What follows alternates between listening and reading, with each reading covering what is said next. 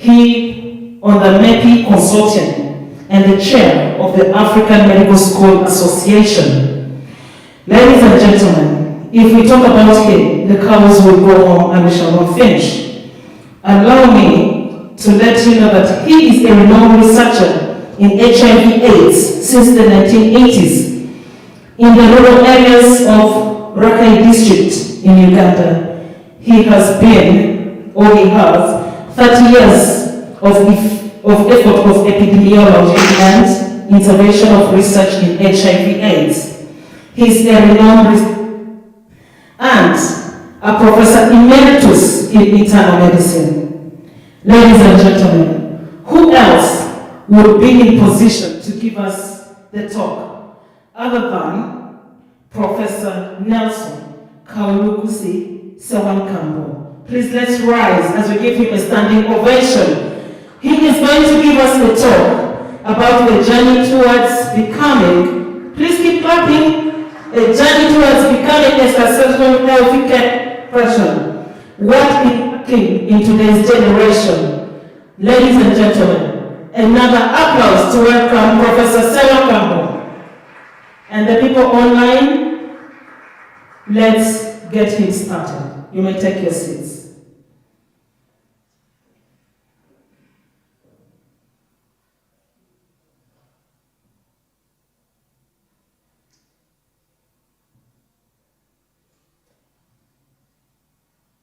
As we wait for sir to get online, I do recognize the organizing committee of this. Please, wherever you are.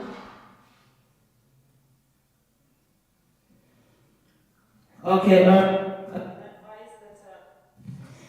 there is a technical problem, but now at this moment, ladies and gentlemen, allow me to welcome the next speaker, who is a representative going to give us remarks about nursing a public health specialist. The lady going to speak to us is a representative from SID Global. SID Global has worked with masks in all situations, especially during the pandemic. Ladies and gentlemen, join me in welcoming Madam Irene Athaire to take the floor. Irene, the floor is yours. And just to let you know, you're elegant for the day. Thank you.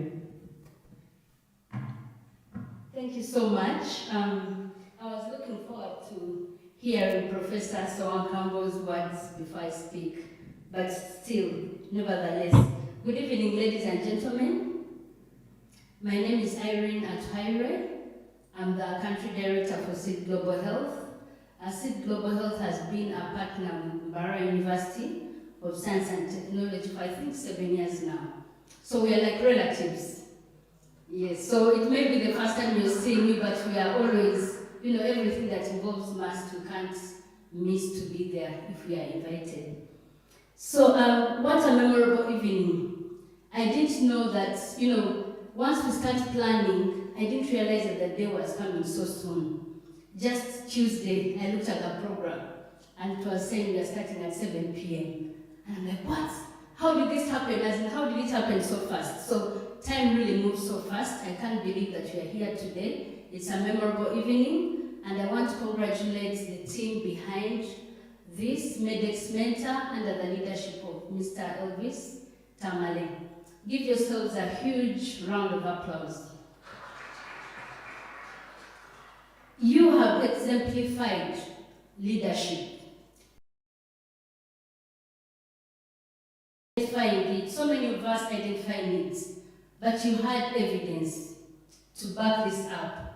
Dr. Joseph Ngozi should be very proud of your students. When they approached me, they had a whole host of data. They had done their research. They had done a survey. They knew what the needs of the students were. Applaudable, and you should be very, very proud of the products that you are producing. So once they approached me, it was a series of discussions with Mr. Elvis, and I'm wondering, is this really necessary, can't you do it informally, and so on. And later I found out that there wasn't any formal mentorship program in MUST, and I think even other universities. The team from Progaram can share later, but I think this is the first formal mentorship program, student-led, not led by the dean, but really something from the students. So I was intrigued to find out more, and later I found out that it's something that is really worth supporting. So I'm very excited that we've been able to get to this day. I want to thank the leadership of MUST under Dr. Joseph Ngozi. Really, it is something, so many times as students, we have so many ideas. Many times when we bring them to the leadership, they, say, it's not necessary. But it's very unique to have a leader, a dean, who will listen to you, listen to your ideas, and support you. I did ask Mr. Elvis to show me that the university is behind this, because I didn't want to support something that wasn't supported by the university. And indeed, within a matter of 2 days, he had a letter from the university leadership. This is something very, very exemplary. There are very few universities where you have students have that access to the dean, to the vice chancellor. So with that, I want to thank you. You have demonstrated true leadership, the values of mentorship, and you rightly mentioned that many times as employers, I've been in the field for 15 years. And I remember when I started working, I was completely green. And I look back and say, what if I'd gotten mentorship? How different would I have been? So mentorship is so, so important. By the time somebody gets out in the field, there's so many things outside academics that they need. And with mentorship, we're able to achieve that. I want to thank our keynote speakers, much as we haven't yet heard from them. Every time I listen to the professors, Professor Nelson Sewankambo, Professor Omaswa, I learn something new. Despite having been in the field for 15 years, I always learn. I know this is going to be the same today, and I want to encourage you students, the mentees who are here, listen keenly. Do not, gloss over the ideas they are sharing, the words of wisdom they are sharing. These are very key things that will help you, even after you finish school, you will be able to look back and say, Professor Nelson Sewankambo mentioned this when we were starting the mentorship program, and it will help you. With that, I want to say something very small about SEED Global Health. I think most of you may not be aware. SEED Global Health is an organization that's based in Boston, international NGO, and our vision is to train a rising generation of health professionals who can best meet the needs of their population. So many times we've had, hospitals, organizations, public service saying the students who are coming out are not, there's something missing. So our goal and mission is to ensure that the people who are trained meet the needs of their population. And with this, I definitely acknowledge that it is beyond academics. Much as we focus so much on the academic part, there are so many other skills that you get in school, that you need to get in school, that will prepare you to meet the needs of your population. And with that, I realized that this program was really something that we needed to support to enable us as students come out, even as undergraduates, they are able to meet the needs of their population. They have the skills. There are so many skills we don't learn. Skills like emotional intelligence. It is very, very key in the working field. You find so many challenges that as a person you're really challenged and you need the emotional intelligence. This is something that you gain from a mentor, working with somebody, and you're able to train yourself. Things like communication. I don't know about the curriculum of math, but so many curricula do not have communication. Our health professionals lack communication skills. They come, see the patient, go away, write in the book. They haven't talked to the patient, have not talked to the caregiver, nothing. Professor was talking about pharmacists. Give the drugs, off you go. But the communication is something that is very, very key. To me, actually, it is something that is beyond so much of the academics. So these skills that are not part of our curricula, that we don't learn in class, are things that we can learn from our mentors. Are things, if you're keen enough, you are able to learn. And by the time you get out, you're really a well-rounded health professional. So with that, with those many words, I'm not a keynote speaker today. I would like to end here. Congratulate Mr. Elvis and the team. Congratulate the Dean, the Vice Chancellor. When he returns, please send our greetings and regards, and everybody who has been able to make it. And also thank our keynote speakers in advance for the words of wisdom they will share with us. Thank you so much. Have a blessed evening.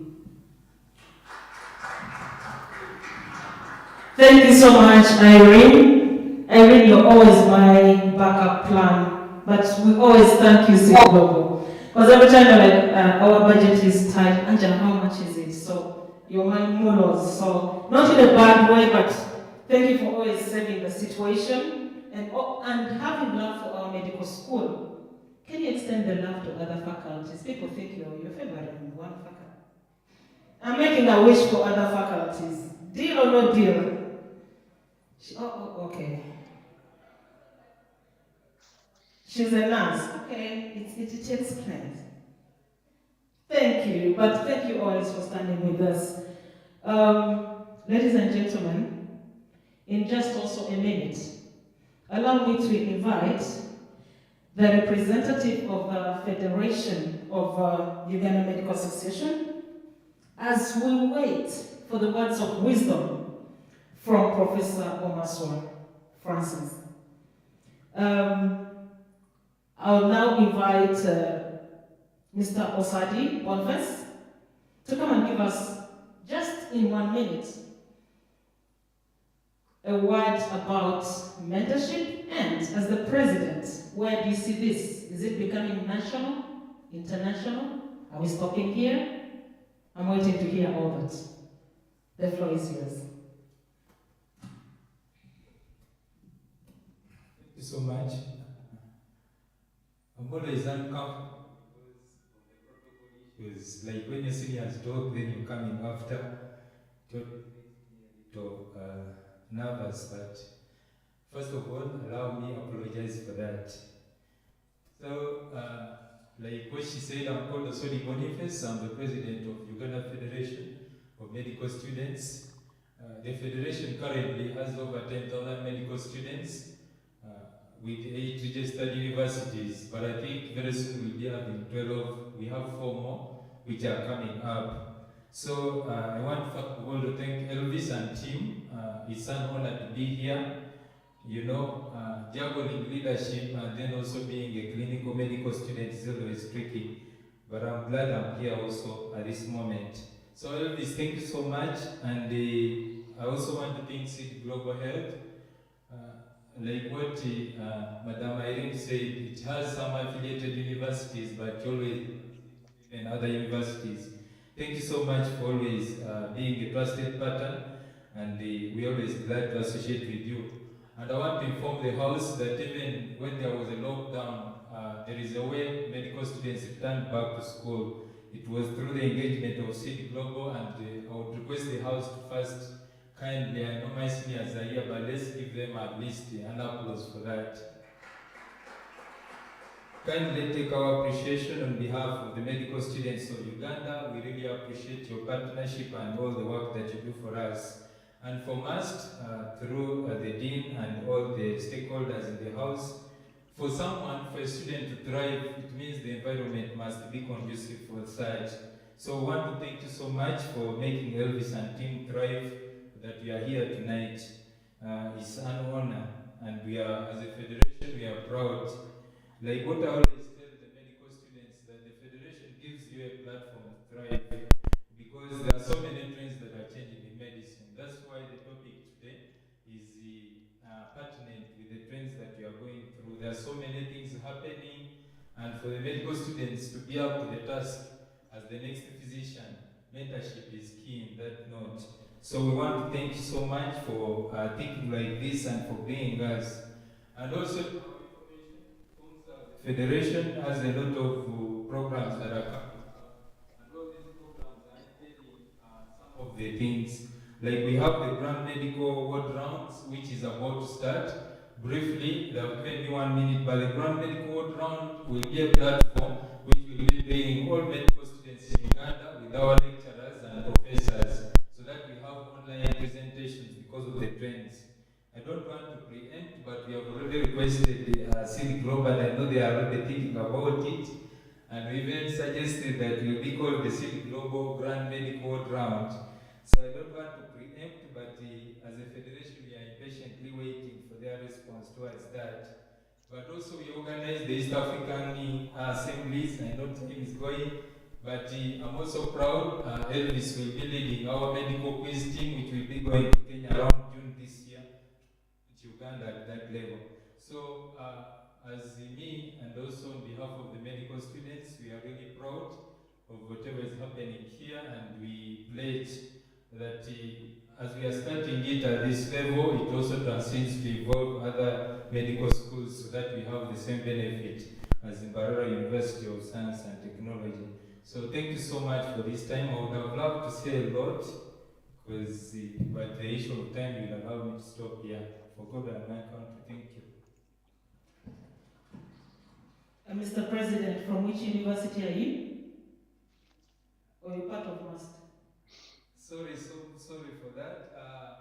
I think I'm going to finalize my 4th year. Very soon we'll be doing our exams. I'm from Kampala International University, just in Ishaka here. Thank you so much. Yes, it's not just Ishaka, from Ishaka. Ishaka is a distance.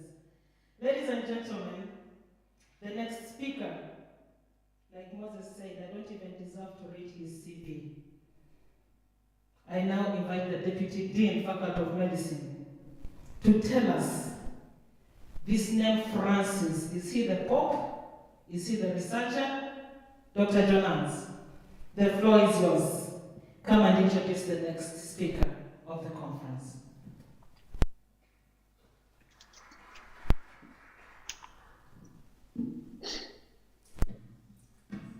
Thank you, Angela. I don't think I'm qualified enough to introduce the next speaker. I may not even be qualified to untie his shoelaces, but the decision has been made that I introduce him, nevertheless. Before I do that, I need to introduce myself. I'm Jonas Tusibile. I'm the Deputy Dean, Faculty of Medicine, and a Senior Lecturer in the Department of Pharmacy at Barara University of Science and Technology. On the professional level, I serve as Vice President of the Pharmaceutical Society of Uganda, and I also chair the Education and Grants Committee of PSU Council. Our next speaker is currently the Executive Director of the African Center for Global Health and Social Transformation.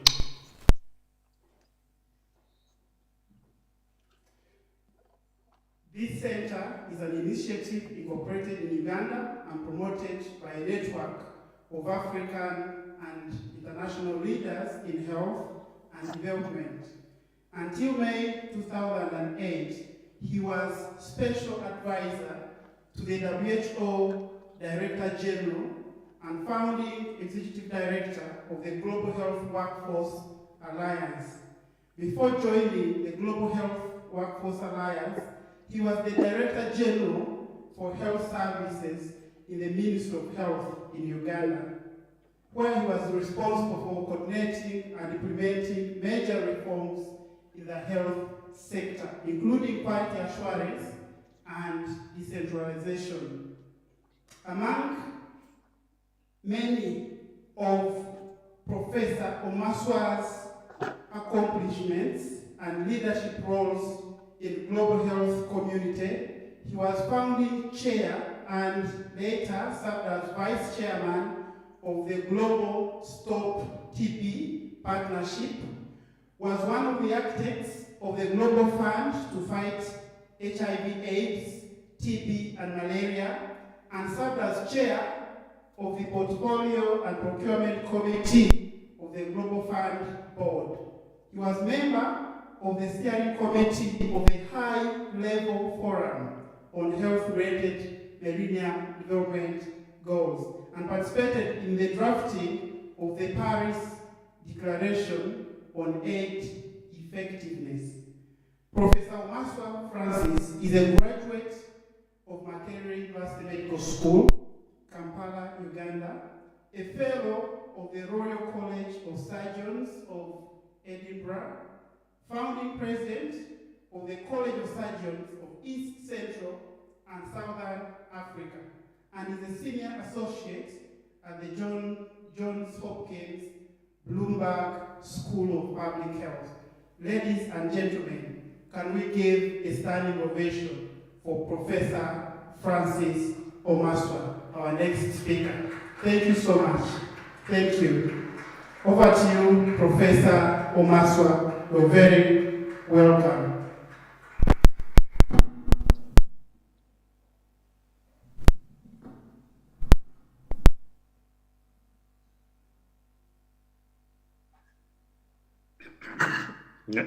Good evening, everybody. I hope you can hear me. I was having difficulty hearing the last speaker. Also, I should let you know that my voice is not the normal one. I have some sort of sore throat. I might cough during the speaking, but please bear with me, and I'll try and be as concise as possible. I start really by congratulating you, the organizers of this event. Elvis, the Master of Ceremony, Angela, the President of the Medical Students Federation, the Mbarara University of Science and Technology. This is very good. This is what it takes to create a vibrant profession, leadership from those who care, and you are the people who care. I also thank Seed Global, Irene at Haire and her team for sponsoring this event. Thank you for supporting us in Uganda. I've interacted with you before with the support that you had given to Busitema University. Carry on, that is really very much appreciated indeed. Now, we are talking about health professionals, mentorship for health professionals. The first point I would like to make is that you've made the right decision to come into the health profession. The health profession is broad. The health profession is about service, making a change in the lives of people, particularly if you are dealing with sick people, people when they are in their most vulnerable will be there, hoping and praying that you will help them.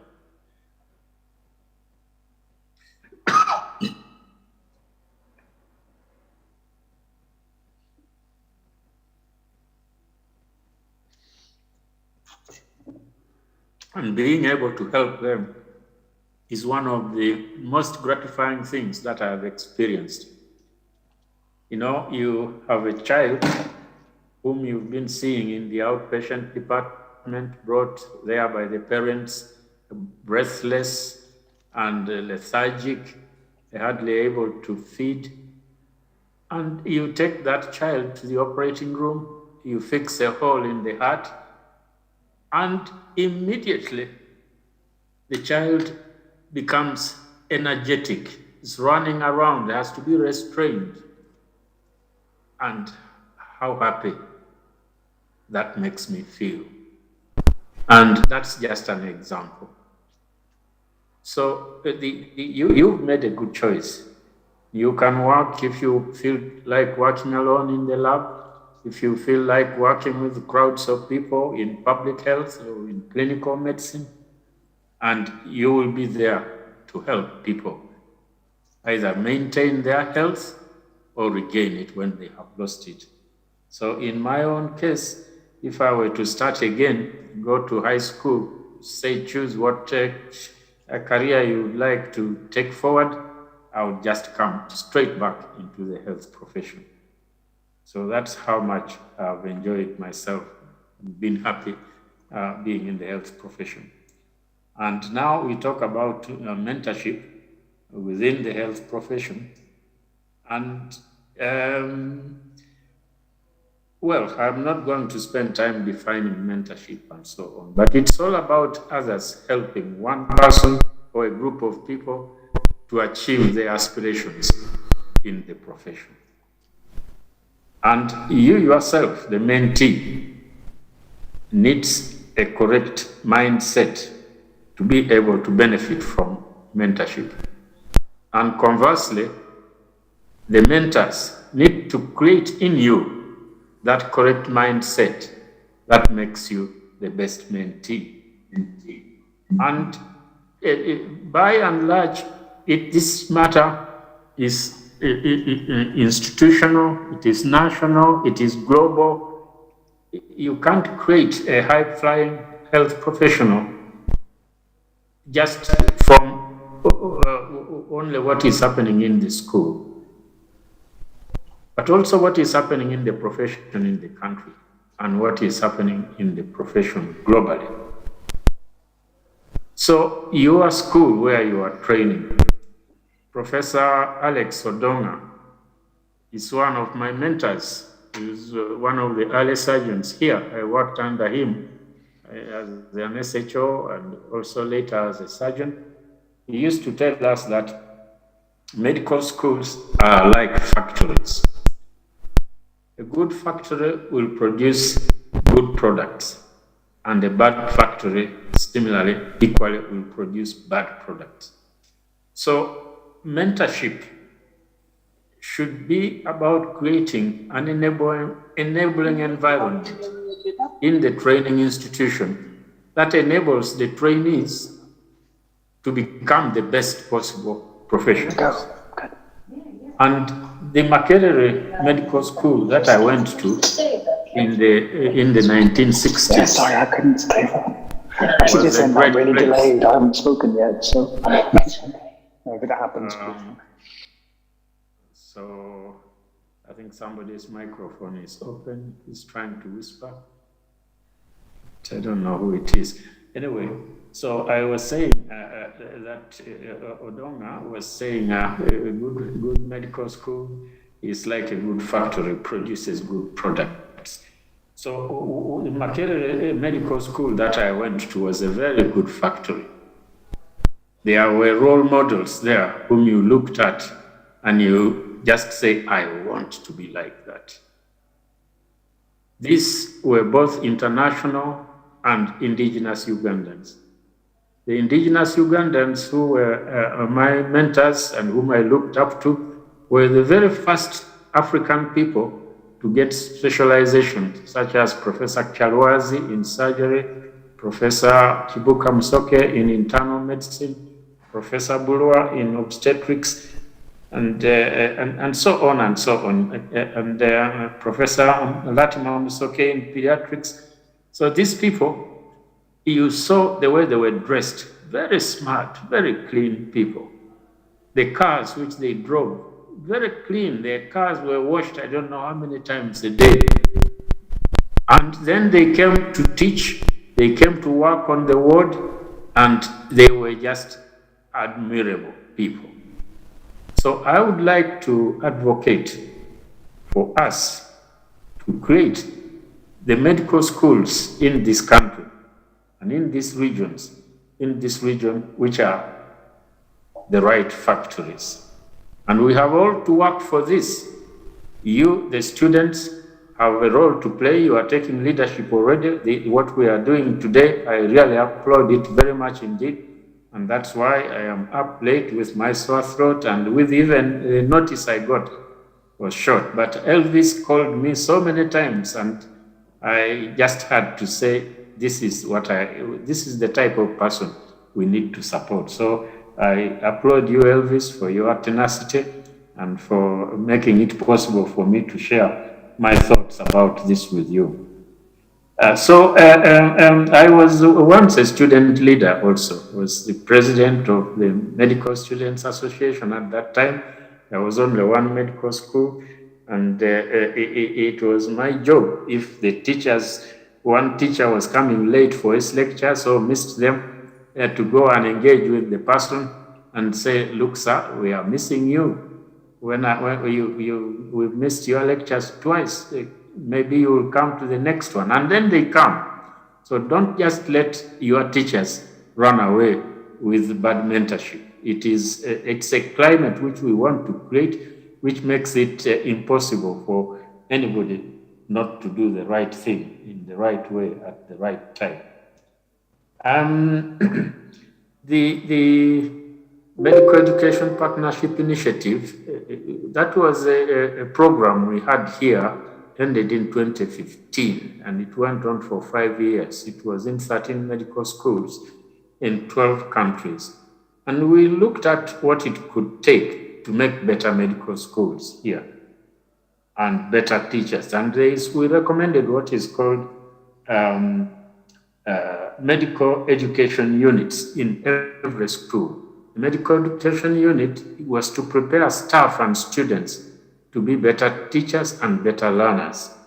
I do not know whether your schools have got these units there, because a lot of people come into the medical school as teachers but have not been prepared to be teachers. We need that. Also, people come into medical school as students and they are not prepared to be students. And we need to do something about that. When I came to Makerere Medical School as a first-year student, the first 2 weeks were preparing us to be students of medicine. And they told you how hard you have to work, how disciplined you have to be, how different you have to be from other students in the university. And it turned out to be exactly that. And then also senior students can be very good mentors to junior colleagues. And that climate should be created in the school as well.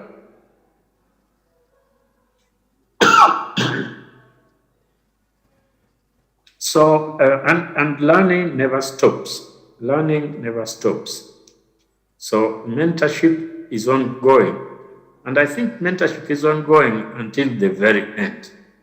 Even at my age now, there are still things I learned from so many people. And it is not only those who are older than you from whom you learn. You can also learn from much younger people. The other day, just the last weekend, I was in the village uploading things from my telephone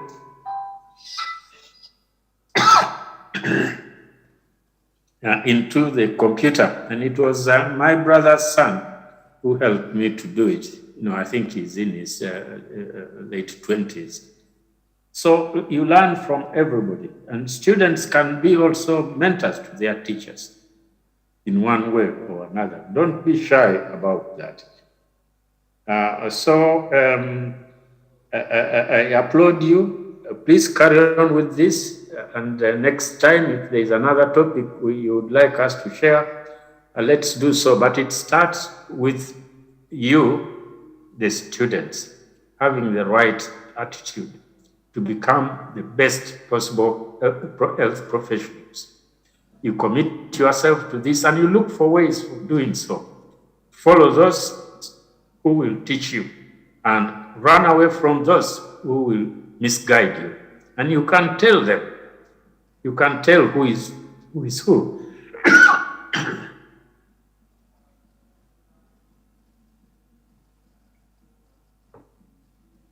Your life is in your own hands. and you make the best of it. That's how you are able to look for mentors, the right ones, to stay away from the wrong ones, and to make yourself the best professional that you can. I could speak more, but my voice is, I think, giving up. But I just want to say congratulations. Just carry on, and I will be with you for as long as you think I will be of any help.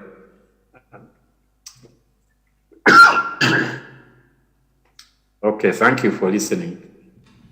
Thank you so much, Professor Omaswa. Another applause for Professor Omaswa. Yes, Professor, we heard everything, and you were loud and clear. Thank you. I picked just a few statements from his talk. It all starts with you. Follow those who will teach you, and avoid those who discourage you. Life is in your hands. Ladies and gentlemen, our next speaker, like I told you, I'm not worthy to read his CV. Allow me to invite the head of Department Surgery to introduce our next speaker, who is none other than Professor Nye Lawrence from the UK. Dr. Kisitu, the floor is yours. Thank you. Please, an applause for Professor.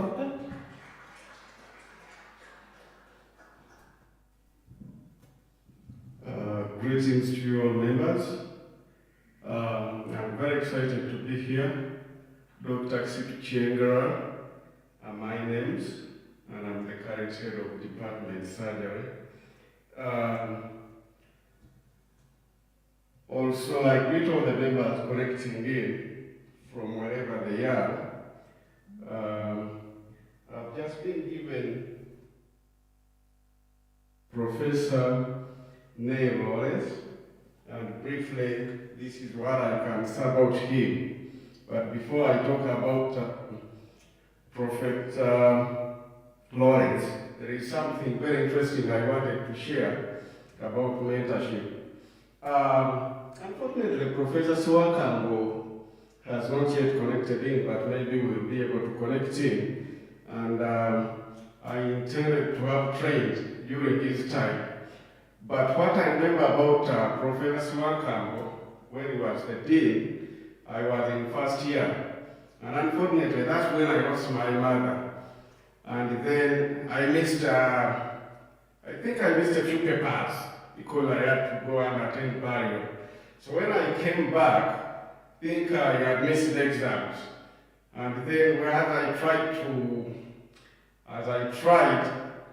to work out to see that I do my papers, then I think they sent me to the dean, then Professor Swankam.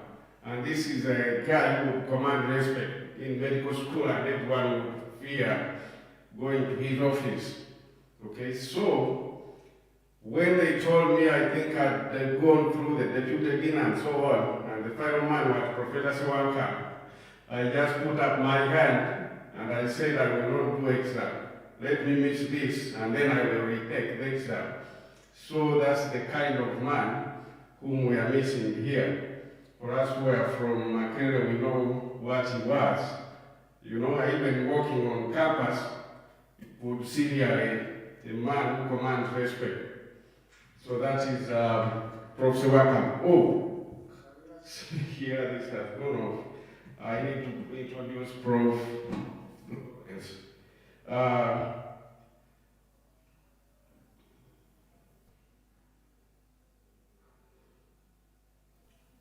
So, Lawrence is an interesting prof who has interest in talking machines, and is a visiting professor at the University of Sheffield. By background, he's a medical engineer from the University of Southampton. And also, he has a PhD at the computer lab in the University of Cambridge. And he has interest in Microsoft research in the University of Cambridge. That is before he took on a lectureship job at the same university. He has research interests in machine learning technologies, and is being deployed as an independent component in the wider system. What does this mean? This means that the immediate effect of changing one component is not a wider system, and it has to be immediately understood. Okay. He has achievements and awards. He's an associate editor of one of the journals, and this is in the transactions on pattern and analysis and machine intelligence, which was in 2011 to 2013, and is an action editor of the Journal of Machine Learning Research. This is very interesting.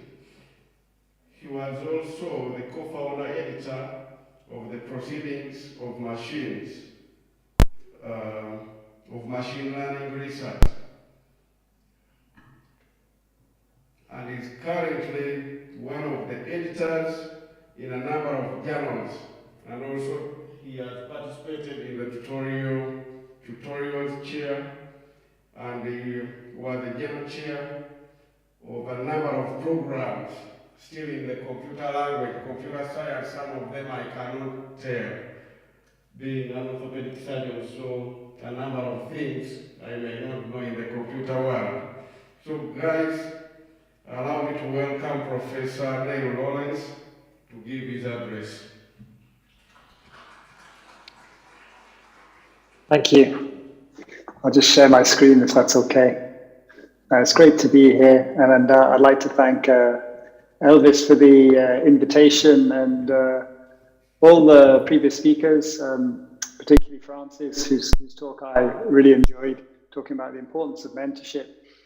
And I think in particular, it resonated the importance of Ugandan mentors for Ugandan doctors. I think that's absolutely critical. So I'm just going to share screen. Let's see. Take a second. So not that bit, but this bit down here. So what I want to talk to you today is doctors. One of the things that I think you're going to experience is in your career is the increasing use of data to make diagnoses. Do use the chat if you're online, if you have questions. I'll try and monitor the chat as I go. This use of data and, well, the technologies I research, machine learning, is going to have important effects. And I think it's interesting to think about what the nature of those effects are, and the good and the bad, or the pains and the gains of what has sometimes been called the fourth industrial revolution. So a little bit more about who I am. So as introduced, I'm a professor of machine learning at the University of Cambridge. And I've been a professor, I guess, for 10 years. I've been working in machine learning for 20 years. And I've been lucky across that time to have examples, friends, people to lead and show me the way, demonstrate how I can be better, inspire me. I think in particular, friends or seniors who achieved things that were beyond my expectations, the possibility of what could be achieved. And it's those people who inspired me to do anything that I've done. Everything I've done, I can tell you who I saw was doing the thing first and made me believe that I could achieve it. So today, I'm a professor at the University of Cambridge. I've been in this position for 2 years.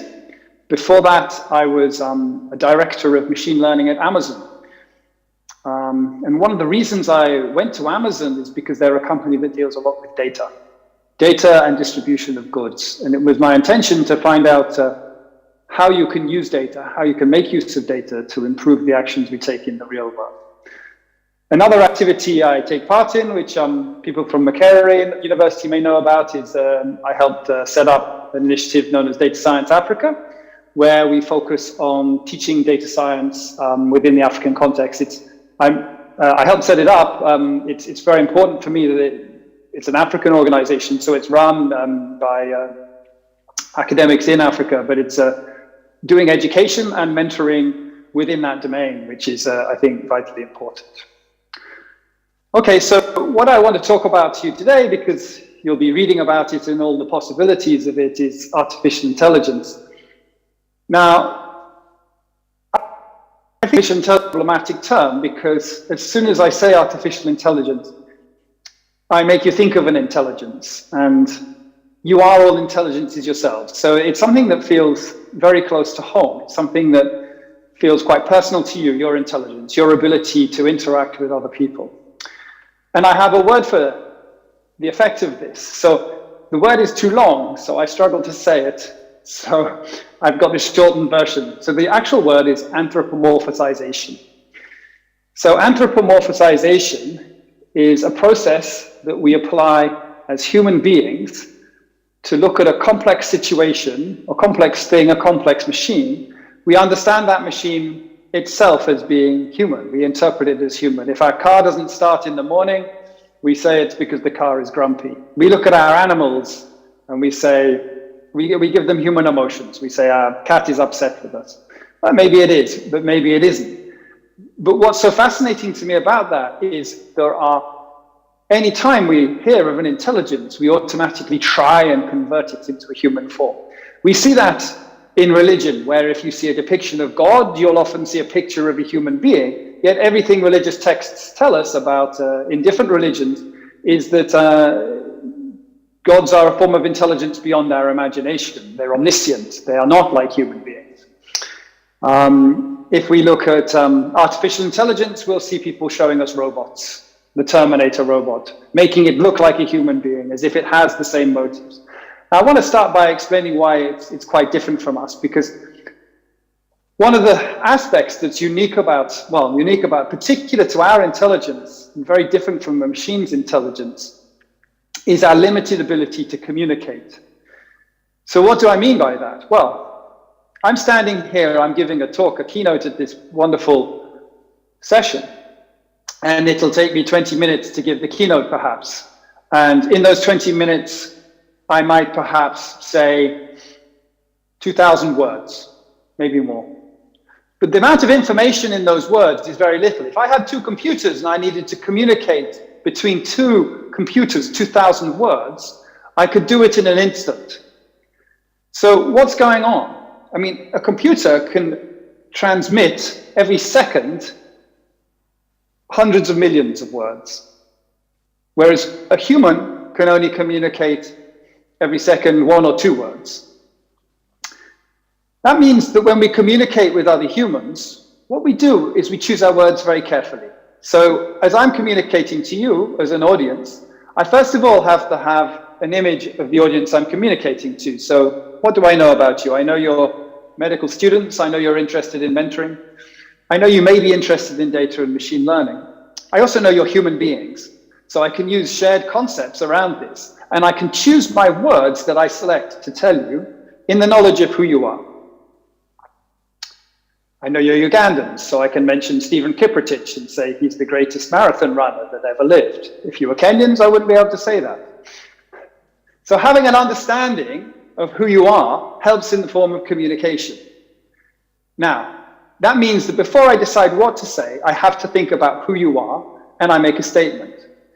Now, you, as an audience, have a thought about who I might be.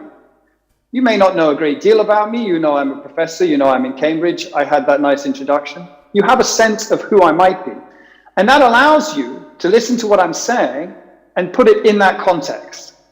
So you also might have a sense of who you think I think you are.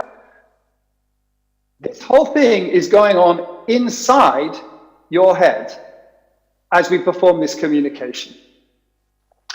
So the clever thing about the way humans communicate is you absorb this information in the knowledge of who I am, and you choose to clarify from me, is this what you mean? And from that, I can communicate back. I can say, no, it's not quite like that, it's something else. And together, this very complex situation, we form this communication. Now, there's two things about this communication that I really want you to remember. Professor Francis talked about remembering things that Professor said.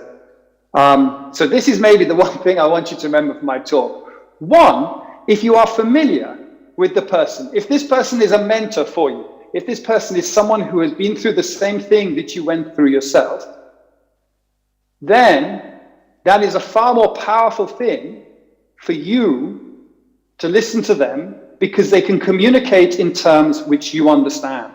And that is the role of a mentor, to be able to lead someone who understands their situation down the same path they've been, to lead them to do things that were beyond their imagination, beyond their capability to do before. It also relates to this very important aspect of human beings, that when we communicate with another intelligence, we have inside our heads a model of that intelligence as being like a human. Worst, when we communicate with other humans, we even have a model in our head of them being like us. When we communicate across cultures, we lose meaning because we don't understand the nature of different cultures. Now, when it goes wrong, we end up in big arguments because we misunderstand each other. But when it goes well, it's an incredible thing. If two doctors are discussing a patient and discussing the way that patient has exhibited and what the treatment should be, they have a shared understanding of the patient, they have a shared understanding of medicine. They're communicating a dialogue between them, exchanging very fewer words than a computer would exchange in these situations, but building a shared picture of the patient. Now, what does this mean, though, for our futures? Well, as you go forward in your careers, a lot of your communication is going to be with a computer. Because what we are seeing with mobile phones and increased availability of data is more and more people are using medical diagnostics based on data or mobile phone. And the challenge here is we don't have a good understanding of how the computer works. And that failure to understand how the computer works leads to frustration. So we have in our head, we think maybe it's a bit like a human. We try saying something to it, try say something else, we don't get the response we expect, and then we're immediately frustrated. Now, this is a notion that we have that computer says no. How do you even interpret that answer? If the person, if your computer is a relative, you can understand and question that no. You can understand why they are saying no, or why they're saying yes, or why they are giving a particular diagnosis. If they are from a similar culture to you, you can use your shared cultural understanding to try and develop your understanding of what's going on. This means, in terms of our futures, where we're trying to work increasingly with artificial intelligence and machines, the big difficulty is how do we assimilate the information from the machine to the information you were learning as doctors, the information you were seeing from patients, the information you were seeing from being in your context. So I sometimes think that when you look at what's going on in machine learning and artificial intelligence, it's useful to look all the way back in history to the time when people first built engines. So engines are the automation of work. Automation, in this case, they were pumping engines, were the first engines. And this is a Newcomen steam engine, a very simple steam engine built and used for pumping out mines. So this would be a mine pump here, and you've got a cylinder here which is having water squirted into it, then the water is heated, and that causes the piston to go up, and then you squirt more cold water in, the piston gets sucked down. A very, very inefficient engine. Now, famously, James Watt developed an evolution of this engine, which is far more efficient. Now, when we look at our computers and our machines and the level of intelligence they are operating at the moment, we are at that very, very early stage, like that very old, inefficient engine. If you really do want to think of an intelligence as being anything like a human intelligence, it's a clumsy intelligence. Like a baby is a remarkable thing. It can actually do far more than the machines that we have today. But there's also a naivety to the way things that children do that means that they can sometimes cause great damage because they don't fully understand context. They don't understand culture. They don't understand society. Children live in a naive world. The computer lives even a more naive world than even a child. when it comes to your role as a doctor, I like this old painting of the relationship between the doctor and the patient. Early on, I think Irene was talking about the importance of emotional intelligence, the interaction between a patient and their doctor, the way the patient feels when they see the doctor reacting in certain ways, and the effects that can have on their health. We know that the bedside manner of the doctor can have an enormous effect on the results for the patient. These are things that a computer cannot do. A computer cannot represent that form of emotional intelligence. So if we think of it as a baby, we also think of it as a very damaging baby, because it doesn't understand this context. It doesn't understand the way things are. So think of it as a large, clumsy thing that is going around in our society, potentially doing a great deal of damage.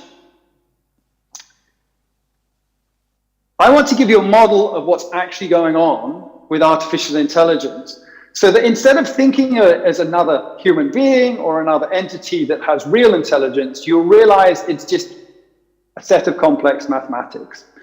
So the big thing that people are talking about in machine learning at the moment is this new notion of deep learning. And this deep learning is doing some extraordinary things. It's allowing us to build computers that can recognize images, that can diagnose disease in images. You'll see Nature papers from diagnosis of skin conditions or diabetic retinopathy through these machine learning techniques. These techniques, what they do is they're a set of mathematical functions, and the clever bit about it is that they have a set of simple functions, but these functions are so-called composed together. Now, what do I mean by that? Well, here's a system by Facebook that's quite old now, but it's one of the earliest machine systems that could recognize faces. And what the diagram shows is this is a Callista Flockhart's face. It's translated, it's moved, warped into be a front-on face in the 3 channels of colors, red, green, and blue. And then it goes through a series of simple mathematical transformations. The last of these mathematical transformations leads to a label. Is this Callista Flockhart or not? Now that seems quite complicated, but here's a way I want you to think about it. So notice this is an old style pinball machine. I don't know how much you have these in I've been to Kampala quite a lot.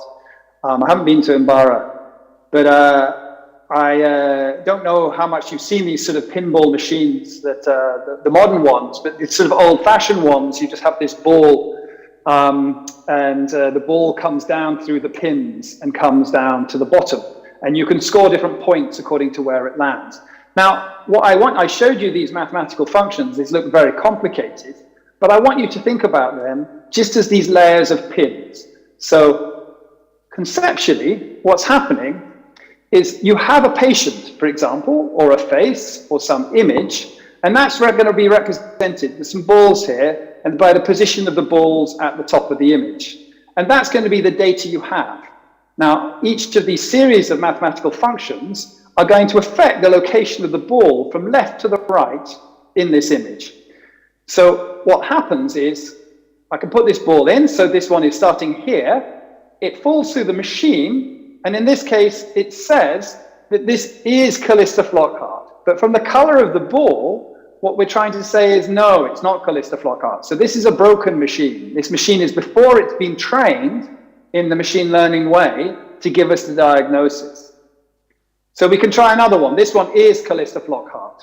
Oh, and the machine got it right. It fell through the holes in the balls in a certain way for the machine to get it right. This one is Callista Flockhart, but the machine got it wrong. So what's going on in machine learning conceptually is we start with a machine like this that doesn't have a good understanding of what Callista Flockhart looks like, but we move these pins around. And we move them around until we have them in a position where the machine gets the balls correct. This is the basis of an enormous amount of deep learning and machine learning. If you've seen the stories about computers that can beat us at Go, this is the fundamentals of what's going on. That you take a lot of data. How do you find out the positions of these pins? Well, what you have to do is you have to take a lot of data, push it through the machine, and move the pins around until the machine's behaving correctly. In practice, the location of the pins is a mathematical equation, but conceptually, this is exactly what's going on. So hopefully you'll see there that there's nothing particularly fancy about what's going on here. There's nothing particularly human about it. It's just a series of dumb mathematical operations. You also see that if you think that these balls are coming in one dimension to do actual images that represent genuine medical images, instead of a ball coming in one dimension, you have to think of this happening in hyperspace. So you could think of basically a pinball in 3 dimensions or multiple dimensions. No, this is millions of dimensions that this is happening in. So these pins live in this extraordinarily difficult to imagine space. That's why these machines are complicated. But the principle is the same. And the challenge is that it takes an enormous amount of data to put through this machine before it starts getting things correct. And if we want to understand why it's getting things correct, we have to look at the location of the pins and try and get interpretation from that. So this is a very difficult to understand object. But it's very, in some respects, to one of the modifications that James Watt added to the steam engine. So the most famous modification is the separate condenser, which made the machine more efficient, made the steam engine more efficient. So that's sort of down here. Here's the piston. And in this case, the cooling water is down here. And the piston, you don't squirt water directly into the piston. It made the machine very, very much more efficient. This, though, is the mechanism that I'm talking about. So this is invented about 1786. I think they add this to the steam engine. And what this mechanism is called it's called Watt's governor, or a flyball governor. And what the mechanism does is, as the engine spins, it's on a spindle, and these balls start spinning. And as they spin, they go outwards. And as by going outwards, there's a set of linkages that is connected to the engine, and the valve starts to close on the engine, so the engine starts to slow up. If you have, I've not driven so much in Kampala, but I've gone from Nairobi to Nyeri in Matuke with a speed controller on it. And when you hit the speed controller, you're surging like that the whole time as you hit the maximum speed. That type of speed controller is exactly this mechanism here. These machines also surge, but it's a way of stopping the speed going above a certain limit, because if the speed gets too high, the throttle closes, right? So this is known as a governor, but all that's going on is you're getting an input. It's a mechanical input, which has some speed associated, and an output. When the output is, people have tuned the parameters manually in this case. In machine learning, these parameters are coming from data. So I give you a sense that although it sounds like a fancy and difficult thing, it's actually something that is quite close to things that you're more familiar with or wouldn't find particularly fancy or exciting, and certainly would not start thinking are human beings or in any sense beyond your intelligence. It's a different form of intelligence, right? So what does that mean for us in terms of our careers? Well, it means a few different things. I'll give you one example here. So here in this situation, we have a set of, let's imagine that these are 2 conditions. Maybe this is a malignant tumor in the red and a benign tumor in the green. And this is some representation of these tumors that we're looking at. And what you see is a decision boundary. So these decision boundaries are representing what the machine thinks through learning these functions, which tumors are benign and which tumors are malignant. Now, there's a challenge that you'll know of as specificity and sensitivity with how these machines tend to operate. Exactly the same things are there. So this machine here has perhaps oversimplified the situation. And by oversimplifying the situation, it's got some of these benign tumors classified as malignant. So that's true negative. And it's got some of the malignant tumors classified as benign. So these probably are the worst ones. These errors are less bad. These errors are more bad because here we're sending away a patient who actually has a malignant tumor. What's interesting about this when we're building this in a machine is we can actually create these maps and see exactly what the mathematics is that's generating. Now, the thing I want to illustrate here is a real challenge with these machines because there are sort of 2 ways in which we can make mistakes. On the left here, we can see that this machine is perhaps too simple. It's not representing enough about what's going on because there's some movement of the benign tumors into this region here, and we would like these ones here to be classified correctly. So here's a more complex model that is capturing that a little bit. here's a more complex model still, and here's an even more complex model. Now, the truth of it is that even this more complex model is not capturing the complexity of what's going on in these tumors, is it? Because it's still getting things wrong. So even this most complex model is not sufficient to describe the situation. But it's still maybe better to use simple models to do the classification. So I'm going to show you, if we do small variations in the data, watch what happens to these decision boundaries. So this is just very small variations in the data, fitting different machine systems. Now, what's interesting about this is if you look on the left, the decision boundaries stay roughly the same. If you look on the right, they change a lot. So look at how much it's changing on the right. Now there's some, look, even this one has even captured a point up here and said, oh, there must be a separate region over here where there's benign tumors.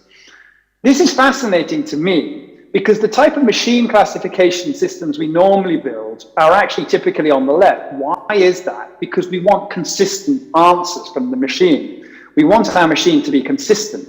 But actually human decision-making tends to overcomplicate the system. It tends to, if people talk about a diagnosis, they might talk about things that aren't relevant. They might bring in different complex aspects and give a narrative that is not more complex than the disease itself, but perhaps more complex than they have data. Why? We tend to overinterpret things. We tend to do what I showed you before, to absorb that data. We try and do an enormous amount of thinking about that data.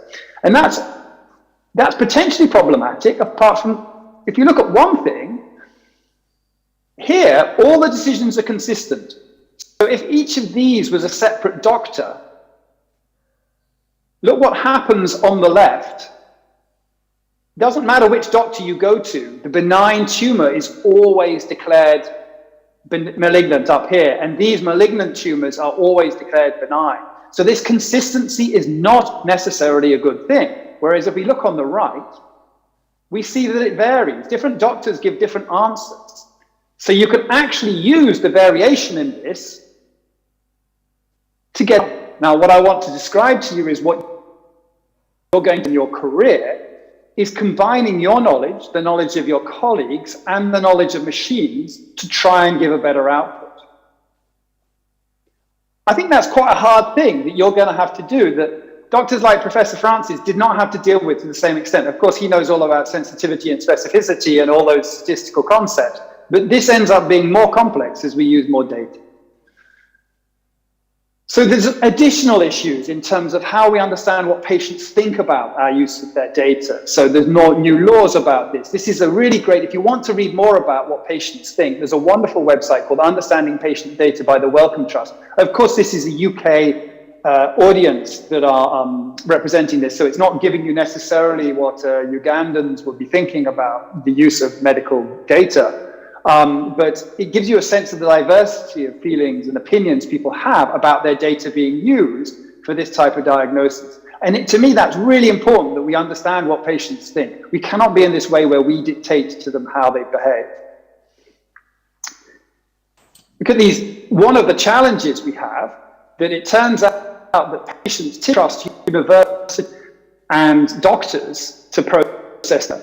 But when it comes to understanding the security of their data, issues around who can protect their data, then they trust private companies and they don't trust doctors and universities. People are not stupid. They understand companies are better at protecting data, but they understand that doctors and university, well, I don't know why universities, but they believe doctors and academics are better at making decisions about the patient.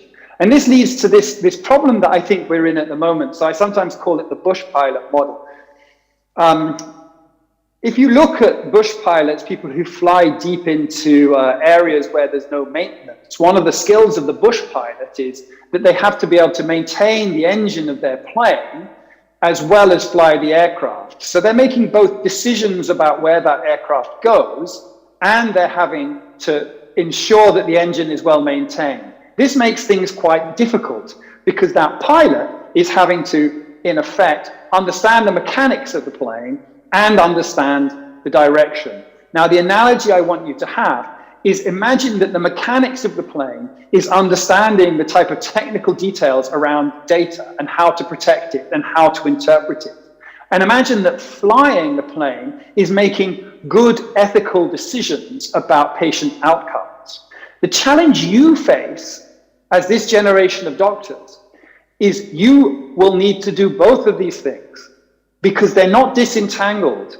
It's like the Bush pilot. We don't have a good enough understanding of how we're using data in practice to have separated understanding of the technical data side and where the plane should go. If we look in the modern era, most of us, if we do fly, we fly in planes like this. Now, Rolls-Royce maintain this engine, and all the work on this engine is done by Rolls-Royce. The pilot knows very little about how this engine works. They only need to know the basics in terms of they don't maintain the engine.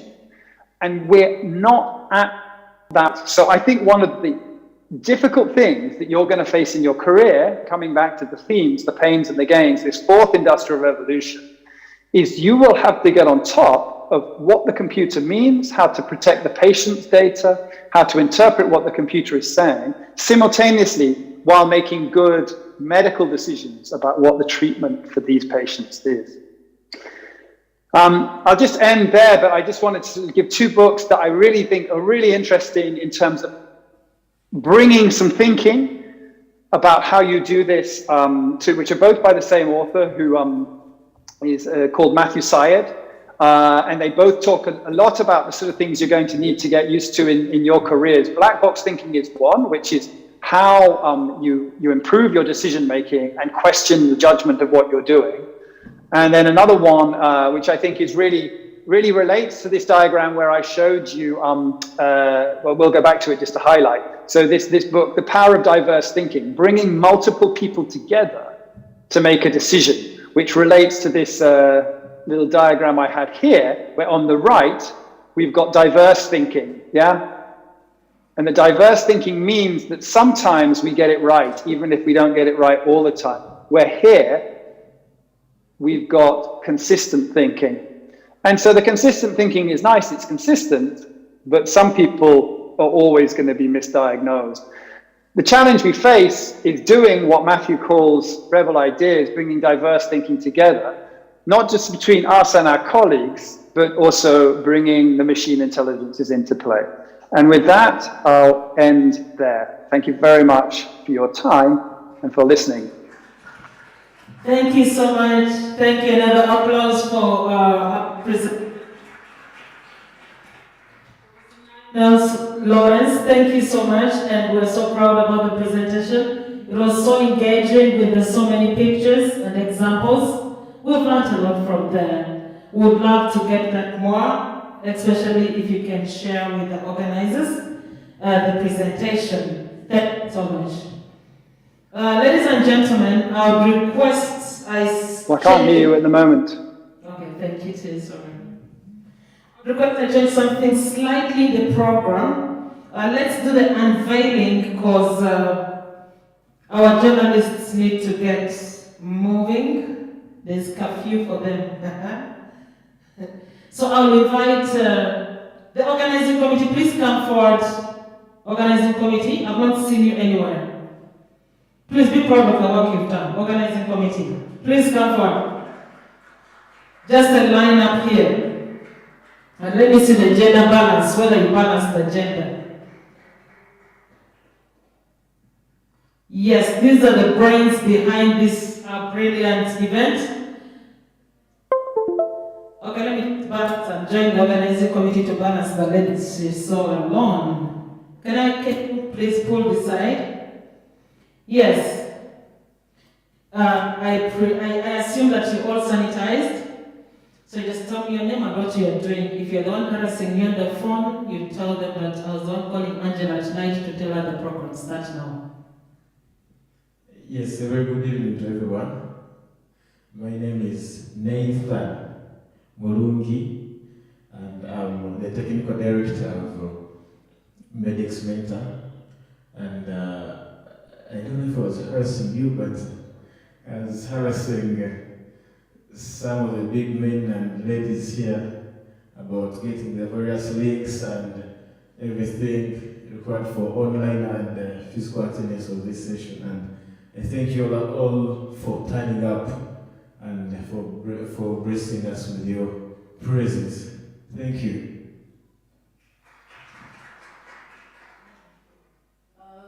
I'm Noasha Wadorin, and I'm the co-chair, the team that was organizing this lodge. Thank you for making this a success. My name is Marino Paddy Derek. I'm in year 5 and I was the chair launch event. My name is Sushito Joseph. I'm the general secretary. What I do, mostly bookkeeping, more and stuff. But thank you all for coming today. Hello everyone, my name is Lugar Charles. I'm the Vice President of Medx Mentor. It's a pleasure having you with us here, and I believe you're going to be very successful with time. Thank you. It's a very good evening to everyone. My name is Richard Opoka. I'm the Finance Director for Medx Mentor, and I really appreciate Seed Global for all the financial support that you have offered to make sure that this program come to pass. Thank you very much. We hope to still continue working together, and as well we invite also other partners to join us in this work, so that we extend also to other universities, so that it is not just at Mass, but all medical universities within Africa. Even if we can go outside, that is a part of our goal. That's what we want to offer. Good evening to you all. I'm Arnold Semogere, a fourth-year pharmacy student. I serve as the programs manager for Medx Mentor. Yeah, thank you very much for gracing this event. We have more events in plan, and we shall be sharing with you. We pray that you support us the same way we've done like today. Lovely evening to you all. My name is Vivian Patience Navaka, and I am the Publicity and Public Relations Officer for Medx Mentor. If you're following us on Twitter, and those who are not following, please do follow, and like, comment, retweet.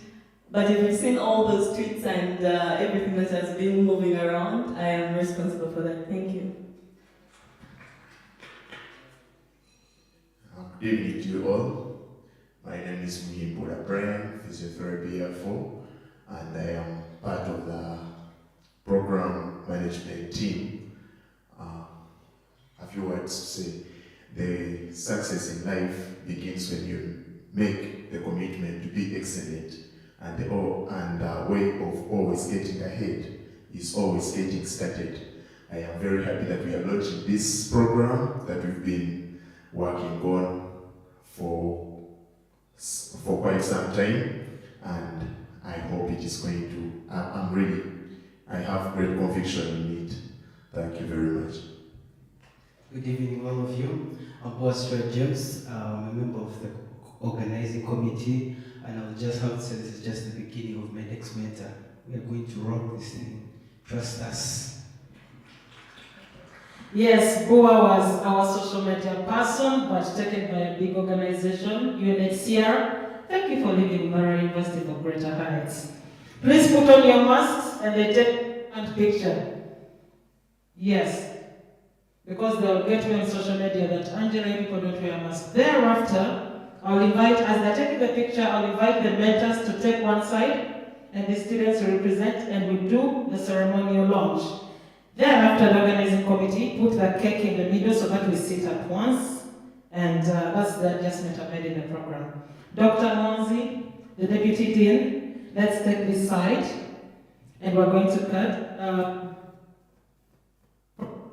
The photo is done. Let's move. The photo doesn't tell us whether it's done. We're launching. So this is how we're going to stand. We shall, please move forward. The first person here. Yes. Let's move closer. So we're all touching his hands. Yeah. Come.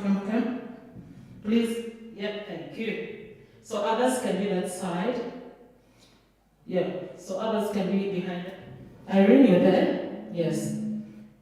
So we shall hold Yes, the Caesar is here. So the student side and the mentors and mentees. I'm not going to hold it, thank you. Professor Tampon can be behind Irene. Dr. Yes. No, we need to balance here. Okay, thank you. Are we okay? Elvis, be this side, please. Push in a bit. The students, thank you. At the count of 3, Dr. Mozinoti, 2, don't look at me, look at the board. 1, 0. Yes. So from ish, keep cutting. Yeah, then you know it's the men who are holding the scissors because it's not cutting. Thank you. So you unveil. Please pull it up. Yes. There we are. Thank you so much. And organizing committee, we're at. Yes, I'll invite the same team to come and we'll do the cake cutting. My Peggy boys are so smart. There you are.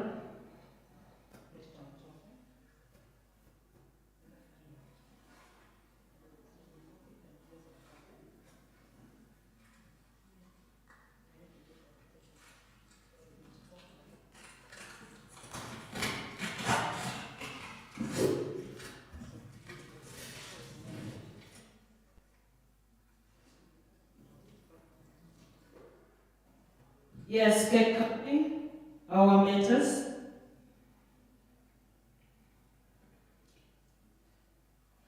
Christine, I'll discard that photo. No, please. The background is not explained. What is the background? I request you do it again behind that background.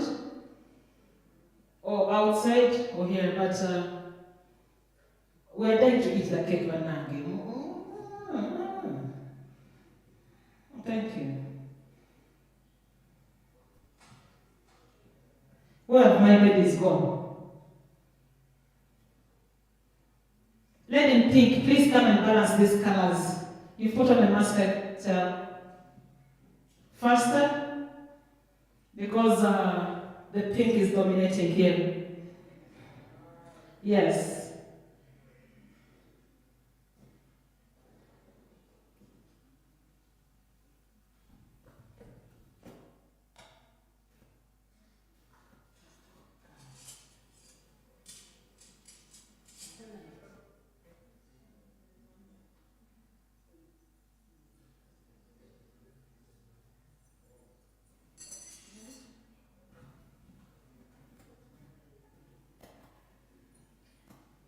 They thought they were going to karate the cake, but you know the way they karate the cake in COVID is just to do it, okay? 3, hold the knife. The rest you karate it. Please don't break. 3, 2, wait, there are people joining us.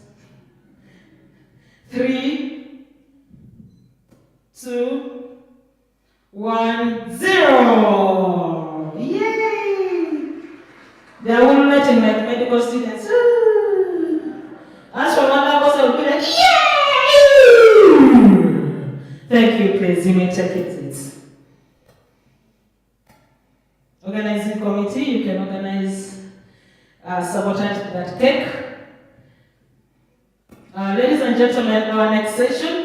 Our people online, the cake is tasty and delicious. We'll pass it on to Professor Omaswa, to Professor Lawrence, and Professor Selon Kamp. I'm sure they don't even take sugars.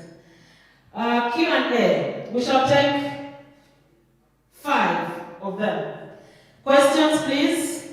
It's Q&A time. Q&A time, and then we shall have. If there are no questions, then I will invite Elvis to give the closing remarks. But in the meantime, Elvis, wherever you are, I want you to remote this together. Do we have any question and answer time? Yes. Yes, you come forward, please. Please come forward. Q&A time.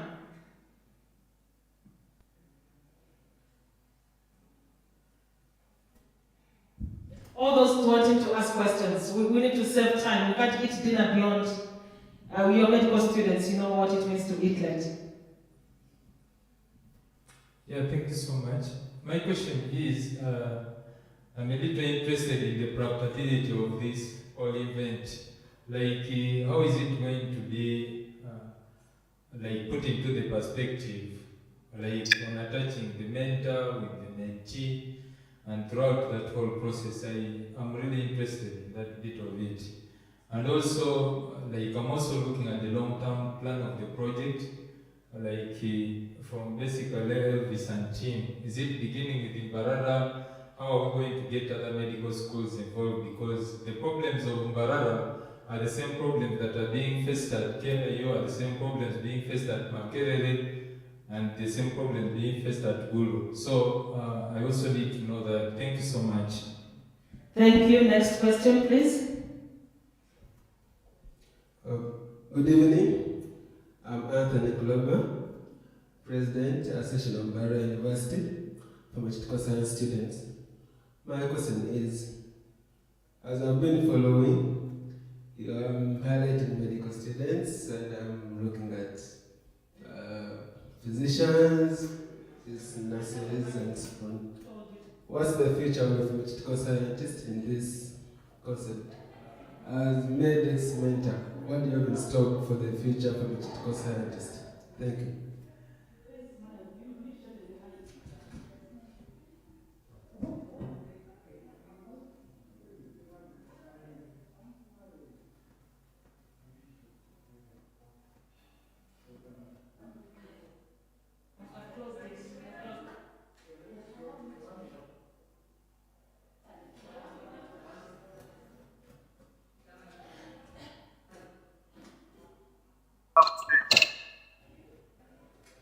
Any other questions? Okay, the question was, can I have the organizing committee people please to come? Elvis, come and answer this question.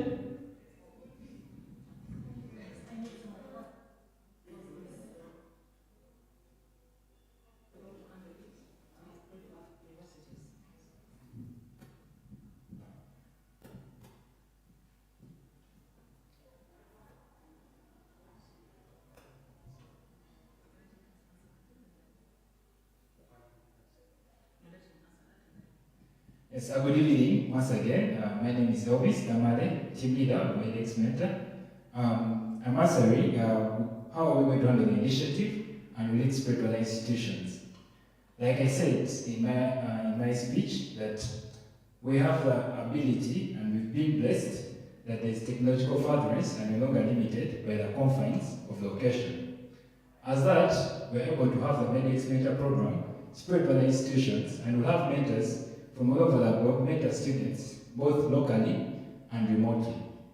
As that, we'll reach out after the launch to other institutions so that we can work together to capacity build them to be able to build a network of mentors that will support locally, but also tap into the rich network, the rich professional resource that the mentorship, Medx Mentor Mentorship Initiative is building across the globe. As that, every take it upon themselves to look out for this and make it a point to join us as generation movers in this generation.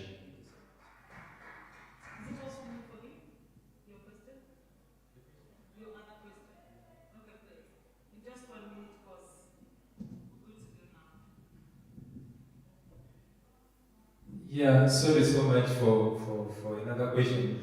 I also wanted to know that is there a perspective like for Medx Mentor to spread this week? Because we are looking at a general, looking at the people in second grade who need to also be inspired to come and do these health-related courses, or is going to basically look at those people who are already at that level. What is the plan in that relationship? Thank you. Thank you so much, Mr. President. Yes, like I said earlier, we are sowing a seed, and this seed we are sowing is going to be planted in the hearts of many of the mentees that are going to spearhead a generation that will understand the impact of mentorship. Like most of our keynotes have said, Mentorship transforms lives. Mentorship touches lives, and it's very critical for us as people that are starting to learn the benefits of mentorship. Allow me to build from what our country director said, Global said. She said that she wishes she had an opportunity to be mentored at an earlier stage. This is an opportunity that we want to leverage to avail to our young health professionals who will later reach out through their networks to the different institutions. Right now at the start, we want to empower the health professional students who will later reach out to the different levels of education. Our future plan, we hope that even the students, before they join medical school, before they join the health professional institutions like Professor Masasway, they should be guided on how best they can make decisions that will impact their future, so as they can maximize their truest potential. Thank you. Please stay here. Why are you running away from me? These things. Allow me to invite Saulo. He's going to give, right now Elvis is going to give our closing remarks, but I want you to say the grace to bless our food, and you tell us just in 1 minute who you are. Thank you. Okay. I would like to appreciate each and every one. Our mentors, Professor Dr. Monzi, Dr. Chisitu, Dr. Jonans, all those people that have made it a point to grace this occasion physically. The mentors, we've really been humbled, and we've been there for bewilderment. The FUMSA president and the other student leaders in your different dignitaries and capacities, we have really been humbled that you've graced this occasion. The mentors that have really joined us online, our keynote speakers, we cannot say thank you, we cannot say enough gratitude, but we've really been humbled. Currently, we are starting an initiative to journey with all health professional students. We do not want any health professional student to be left behind. Please seek out to find out more information and more about what Medx Mentor has to offer. At this juncture, I wouldn't want to preempt what the chairperson, organizing committee of this launch has prepared for us to conclude. It wouldn't be proper to not let him share some of the remarks as regards the efforts he has put in to have us enjoy such a blissful event.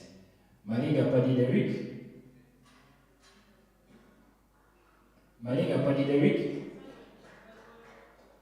Yes, please, as chairperson the launch event, I would like it on us to close off the session, and we can head for our dinner.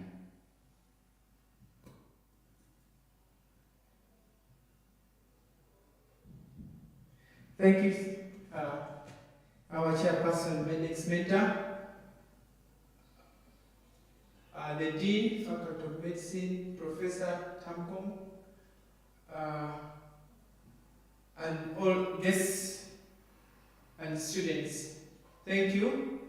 My name is Malinga Paddy Derrick, and I'm a 5th year medical student. Allow me to invite the co-chair also to stand by me, Miss Doreen Washaba.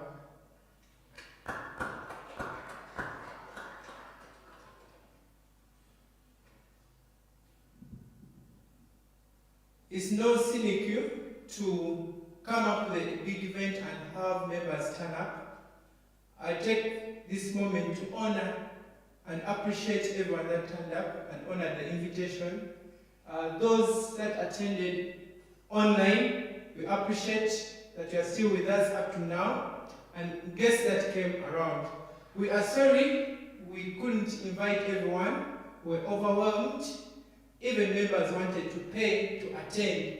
This tells us how important mentoring is. Many people wanted to pay actually to attend, to take some of this knowledge directly from the source here at Hotel Triangle. So those who have been privileged to physically attend, I think you'll be our ambassadors and spread the word. We thank our guests and the team behind me, Miss Doreen Nwashaba, and all other members. It has not been me alone who has organized this wonderful event. A lot has happened behind the background. although you cannot bring them at this time to come and say something, but I really appreciate. And to more great moments, to being supported by our elders, and this is just the beginning. Thank you, and dinner is ready.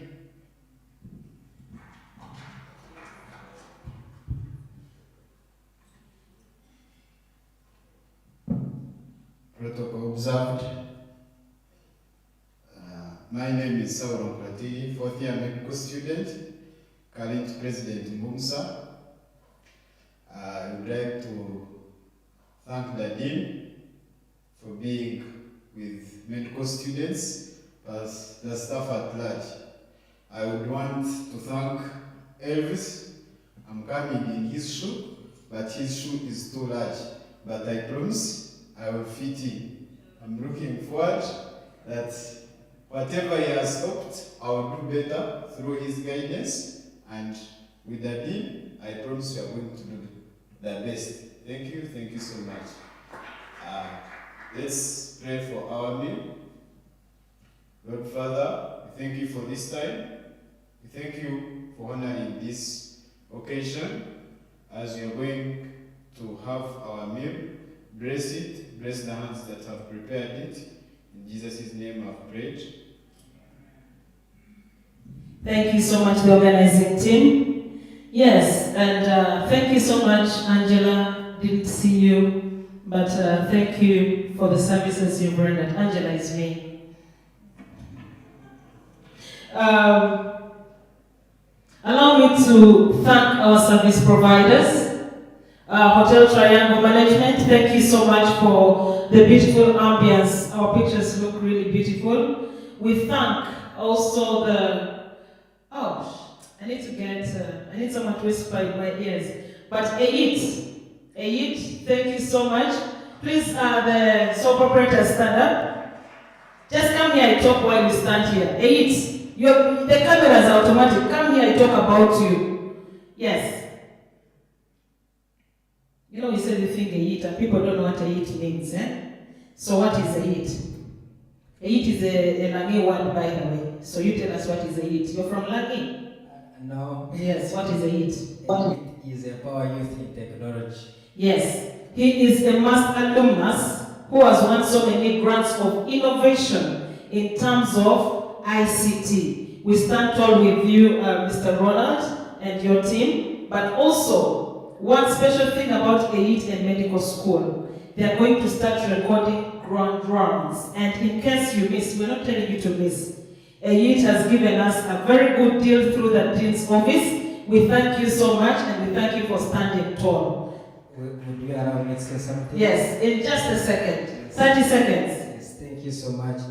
Ayit TV or Ayit is partnering with Faculty of Medicine to do actually a number of things. First of all, we are going to be running Grand Round. That's the right word? Grand Round, yes. Because we believe that's a good content for the audience, and it's a content that we can use to promote the faculty itself and the stakeholders, the doctors, the students in the faculty. Then every Thursday we have a show that we call Health and Lifestyle, and in that show we run content from the doctors around. So we host doctors talk about health-related issues. And ever since we started, we have been running content from the Faculty of Medicine doctors. So that is special. So we are promoting our doctors. Then we are doing something extraordinary as well, a documentary from the Faculty of Medicine. It will be coming out soon. You will see it. So quite a number of things we are doing with Ayit TV and with Faculty of Medicine. That's why we are actually here. Thank you so much, Ronald. And I didn't get her name.